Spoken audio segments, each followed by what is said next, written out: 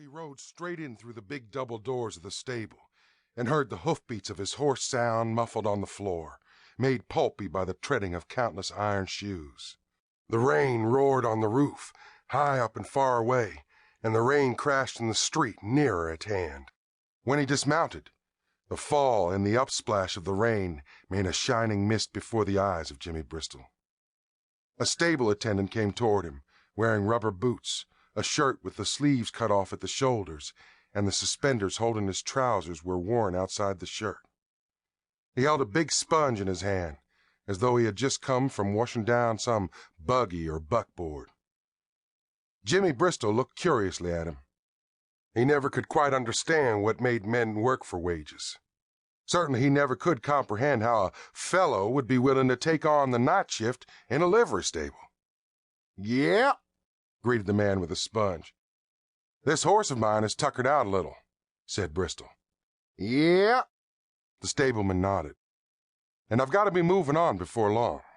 Got any good horses for sale here?" "Yeah." "Show me the three best, beginning with the best of the three." "Yeah." He led the way to a box stall and opened the door. There was a brown mare inside with dark points all around.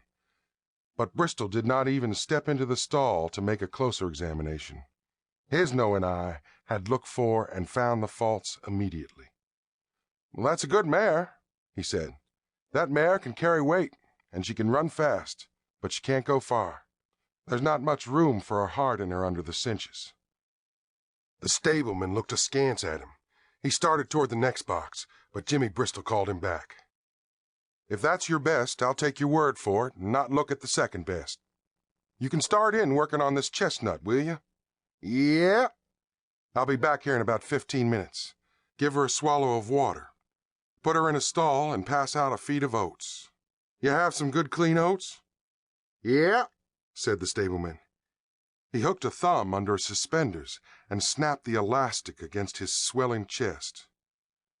"While she's eating those oats, never stop working on her. Rub her down. You know how to rub a horse down." "Yeah."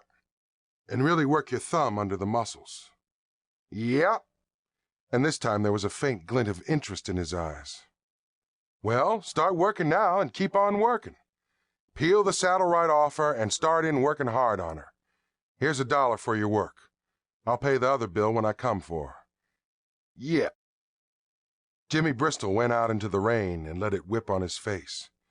He smiled at the cold and the wet and the sting of it. There were few places where the water had not already soaked through to his skin, but that made small difference.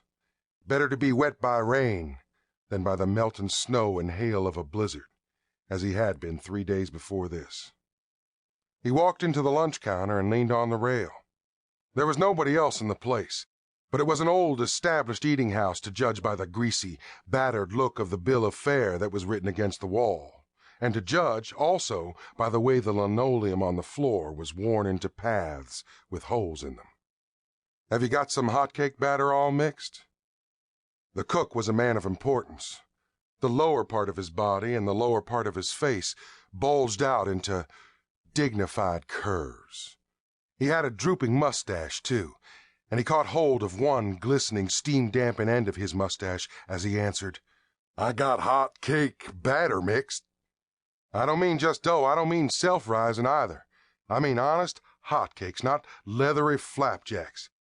"You mean something that comes apart in your mouth, eh?" "That's what I mean." "Look at that," said the cook. He pulled out a deep crockery bowl and showed to the eager eyes of Jimmy Bristol a yellowish, liquid mass whose surface was roughened by many bubblings of effervescence, a slow and sticky working of the whole. "That's it," said Jimmy Bristol. The cook smiled at him, and he smiled at the cook. "Slap a dozen of those on the fire. Is that stove clean?"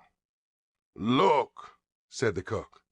He swabbed his steamy hand over a part of it and offered the tip of his finger to Bristol's eyes, and nose for that matter. "All right, it's clean. Cover that stove with flapjacks. Pronto. But wait a minute.